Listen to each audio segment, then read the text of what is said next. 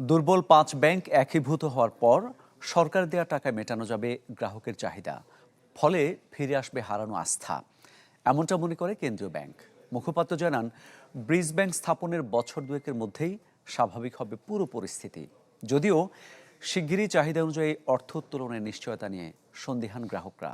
মাসুম মিয়ার প্রতিবেদন। বস্ত্র কারখানায় কাঁচামাল সরবরাহ করে মোহাম্মদ ইউসুফের মালিকানাধীন একটি প্রতিষ্ঠান।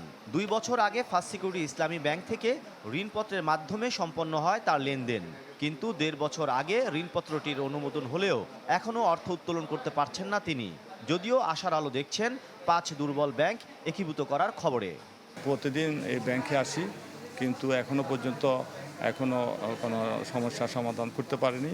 তবে আমি নিউজে শুনতে পাচ্ছি ৫টা ব্যাংক একীভূত হচ্ছে, সরকার সব দায়িত্ব নিচ্ছে। এটাতে আমরা খুব আশ্বস্ত হয়েছি, খুশি হয়েছি। দীর্ঘদিন ধরেই দুর্বল ব্যাংকগুলো থেকে কাঙ্ক্ষিত টাকা তুলতে পারছেন না গ্রাহকরা, ফলে তৈরি হচ্ছে অনাকাঙ্ক্ষিত পরিস্থিতি। এমন অবস্থা সামাল দিতেই একীভূত করে একটি ব্রিজ ব্যাংক পরিচালনার মাধ্যমে সমাধান খুঁজছে সরকার। তবে সেই ব্যবস্থাও যে গ্রাহকের সমস্যার সমাধানে সক্ষম হবে সেই নিশ্চয়তা পাচ্ছেন না অনেকে। আমি বুঝি নির্মাণের শিল্প, সালাম স্টিল বোঝে ডিউরেবিলিটি। সালাম স্টিল, মোস্ট ডিউরেবল স্টিল। আজকে আমার ৫০,০০০ টাকা দরকার, কিন্তু তারা দিচ্ছে না। তারা বলতেছে যে ১০,০০০ টাকা নিয়ে যান। আমার তো এটা সমাধান হবে না। আমানতটা আমি যখন হাতে পাবো তখন আমি আশ্বস্ততা আমার ভিতরে কাজ করবে, তার আগে তো কাজ করবে না। ওনারা বলছে আপাতত আপনি একটু কষ্ট করেন, আমরা ৫টা ব্যাংক মিলে একটা সরকারি ব্যাংক হচ্ছে, এই জন্য সরকার টাকা দিচ্ছে না, তাই একটু সমস্যা হইতেছে।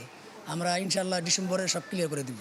গেল সেপ্টেম্বরে এক্সিম, ফার্স্ট সিকিউরিটি, এসআইবিএল সহ ৫ দুর্বল ব্যাংক একীভূত করার চূড়ান্ত সিদ্ধান্ত দেয় নিয়ন্ত্রক সংস্থা, যেগুলোতে ৯.৫ লাখ গ্রাহক জমা রেখেছেন প্রায় ১.৫ লাখ কোটি টাকা।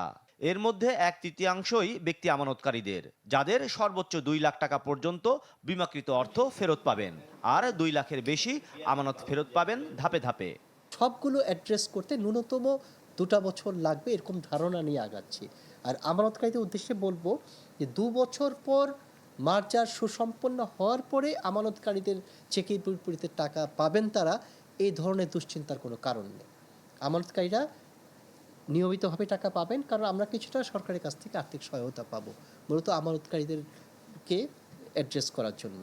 একীভূত হওয়ার পর নতুন ব্যাংকের সম্পদ দাঁড়াবে ২ লাখ কোটি টাকা, আর পরিশোধিত মূলধন হবে ৩৫,০০০, যার মধ্যে ২০,০০০ কোটি দেবে সরকার। বাকি অর্থ যোগান হবে ডিপোজিট ইন্স্যুরেন্স ও আন্তর্জাতিক সংস্থা থেকে। মাসুম মিয়া, চ্যানেল 24, ঢাকা।